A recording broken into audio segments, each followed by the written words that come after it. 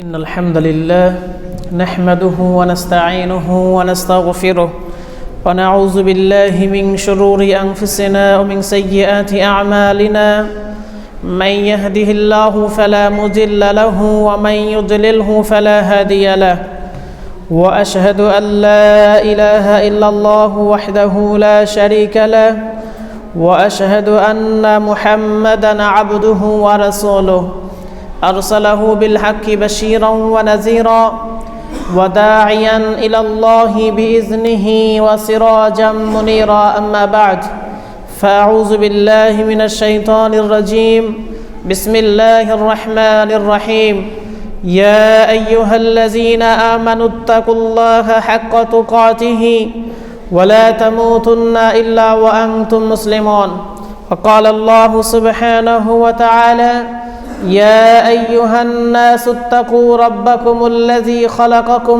من نفس واحدة وخلق منها زوجها وبث منهما رجالا كثيرا ونساء واتقوا الله الذي تساءلون به والأرحام إن الله كان عليكم رقيبا وقال رسول الله صلى الله عليه وسلم فإن أصدق الحديث كتاب الله وأحسن الهدي هدي محمد صلى الله عليه وسلم وشر الأمور محدثاتها وكل محدثة بدعة وكل بدعة ضلالة وكل ضلالة في النار أو كما قال عليه الصلاة والسلام আলহামদুলিল্লাহ আল্লাহ সুবহানাহু ওয়া তাআলার দরবারে শুকরিয়া জ্ঞাপন করছি যেই মহান রব্বুল আলামিনের অশেষ মেহেরবানিতে জুমার দিনে জুমার সালাতের জন্য খুতবা শোনার জন্য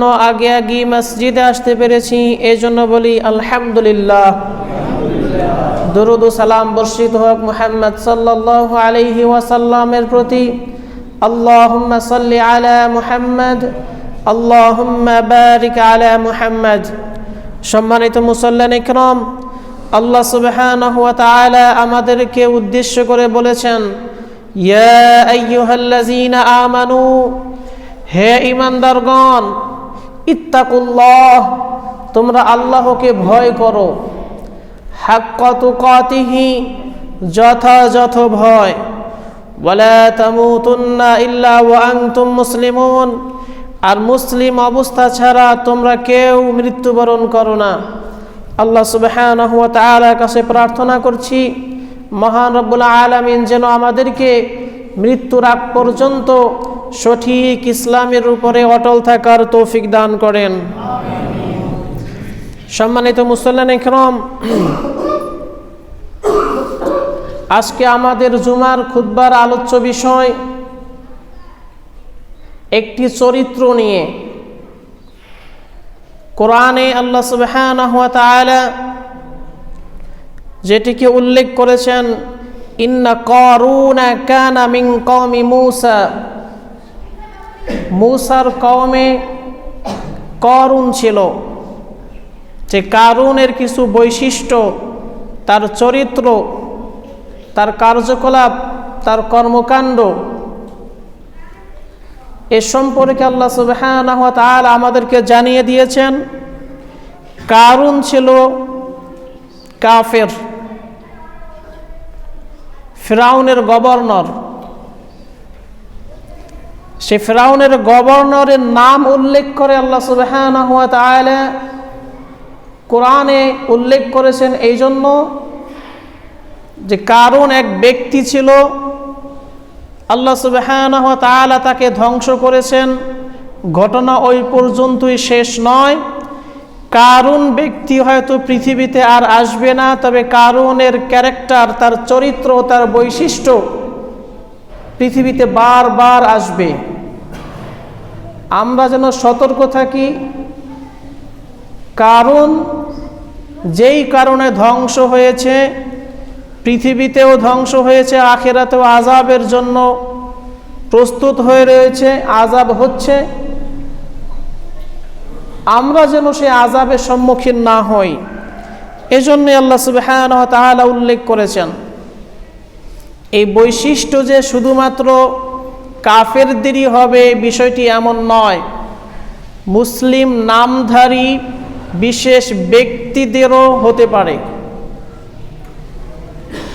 আল্লাহ সুবহানাহু ওয়া তাআলা সূরা আল কাসাসের ৭৬ নম্বর আয়াত থেকে উল্লেখ করেন, ইন্না কারুন কানা মিন কওমি মূসা, মূসার কওমের কারুন ছিল, ফাবাগা আলাইহিম, সে সবার প্রতি অধ্যত্ত করত, অহংকার করত, সীমালঙ্ঘন করত। কেন? ওয়া আতাইনাহু মিনাল কুনুজ, আমি তাকে অর্থ সম্পদ দিয়েছিলাম। মা ইন্না মাফাতিহাহু লাতানূউ বিল উসবাহ উলিল কুওয়া, শক্তিশালী একদল ব্যক্তিদের পক্ষেও কষ্টসাধ্য ছিল তার চাবিগুলো বহন করা।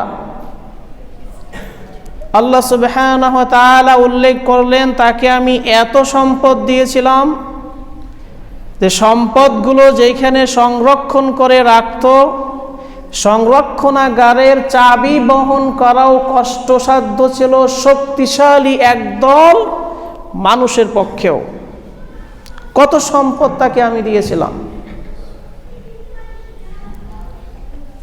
ইয ক্বালা লাহু কওমুহু লা তাফরাহ,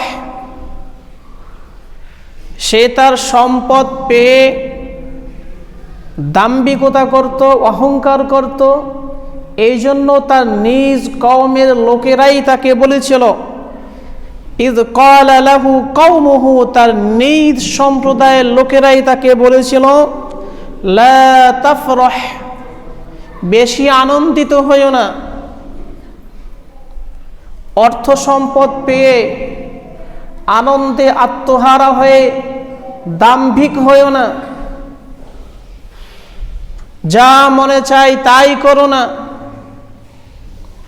কেননা ইন্নাল্লাহা লা ইউহিব্বুল ফারিহিন, নিশ্চয়ই আল্লাহ সুবহানাহু ওয়া তাআলা দাম্ভিকদেরকে ভালোবাসেন না।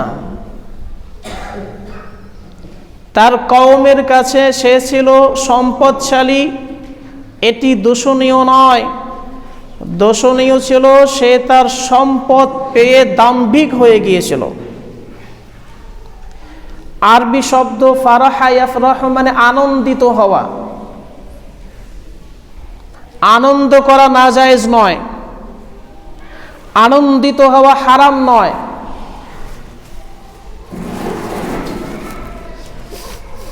আনন্দ উপভোগ করাও হারাম নয়,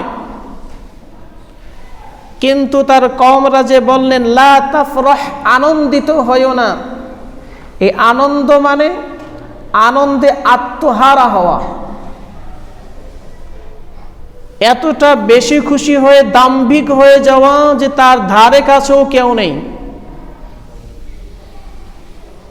মন যা চায় তাই করে, সীমালঙ্ঘন করে, অন্য লোকদেরকে ছোট মনে করে, অন্য লোকদেরকে নির্যাতন করে, অন্যের সম্পদ দখলদারিত্ব করে। তার ক্ষমতা আছে, সম্পদ আছে।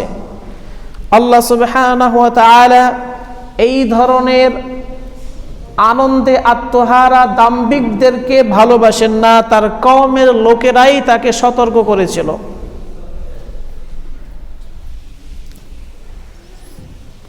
ওয়াবতাগি ফীমা আতাকাল্লাহুদ দারাল আখিরাতা, এবং তার কওমের লোকেরা তাকে বলেছিল,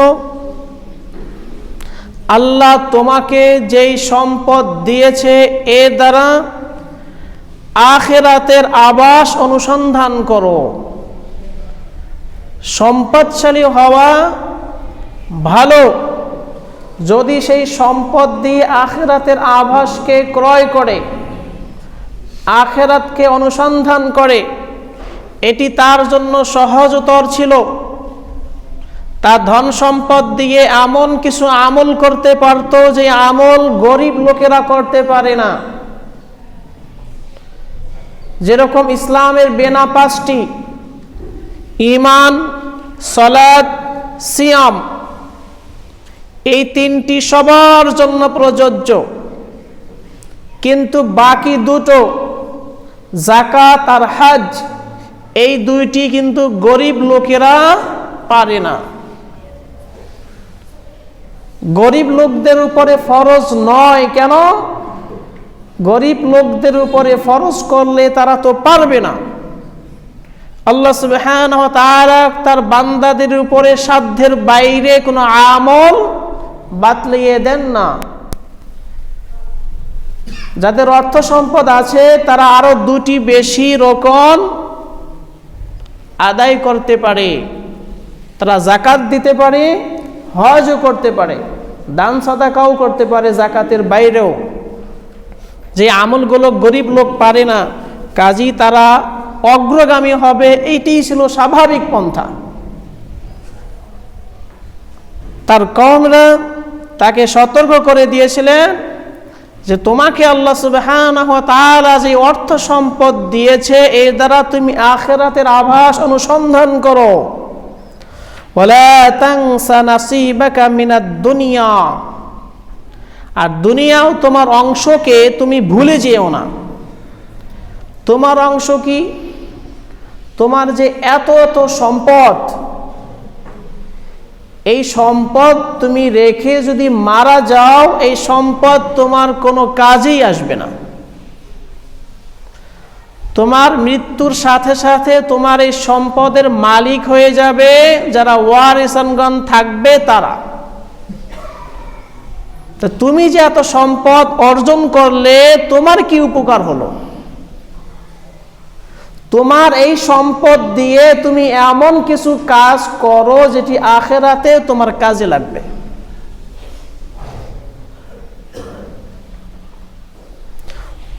ওয়া আহসিন কামা আহসানাল্লাহু ইলাইক, তোমার প্রতি আল্লাহ যেরকম অনুগ্রহ করেছেন, দয়া করেছেন, ইহসান করেছেন, তুমিও অন্যের প্রতি ইহসান করো। তোমাকে যেরকম আল্লাহ সুবহানাহু ওয়া তাআলা অর্থ সম্পদ দিয়েছেন, তুমি তোমার এই অর্থ সম্পদ গরিবদের মাঝে বিলাও। তুমি তোমার অর্থ সম্পদ দিয়ে ভালো কাজ করো। ওয়ালা তাবগিল ফাসাদা ফিল আরদ, এবং জমিনে তুমি বিশৃঙ্খলা সৃষ্টি করো না, ফাসাদ সৃষ্টি করো না। ইন্নাল্লাহা লা ইউহিব্বুল মুফসিদিন, নিশ্চয়ই আল্লাহ সুবহানাহু ওয়া তাআলা ফাসাদ সৃষ্টিকারীদেরকে ভালোবাসেন না। প্রথম আয়াতে আল্লাহ সুবহানাহু ওয়া তাআলা জানিয়ে দিলেন তার কওমের লোকেরা তাকে বলেছিল লা তাফরাহ, বেশি আনন্দিত হইও না, দাম্ভিক হইও না। এখানে জানিয়ে দিলেন ফাসাদ সৃষ্টি করিও না। ওখানে বললেন ইন্নাল্লাহা লা ইউহিব্বুল ফারিহিন, আল্লাহ সুবহানাহু ওয়া তাআলা দাম্ভিকদেরকে, অতি আনন্দিত লোকদেরকে ভালোবাসেন না। এই আয়াতে বললেন ফাসাদ সৃষ্টিকারীদেরকে ভালোবাসেন না। এর মানে তার এমন কিছু কর্মকাণ্ড ছিল দাম্ভিকতার সাথে সে মানুষের সংস্কার না করে, সমাজে সংস্কার না করে, কোনো উপকার না করে, মূলত এমন কিছু পদক্ষেপ নিয়েছিল যার দ্বারা সমাজে আরো বিশৃঙ্খলা হয়, যার দ্বারা সমাজে আরো ফাসাদ সৃষ্টি হয়। এরকম কাজ সে করেছিল। তার কওমের লোকেরাই তাকে সতর্ক করেছিল। এর জবাবে কারুন বলেছিল ক্বালা ইন্নামা উতিতুহু আলা ইলমিন ইনদি,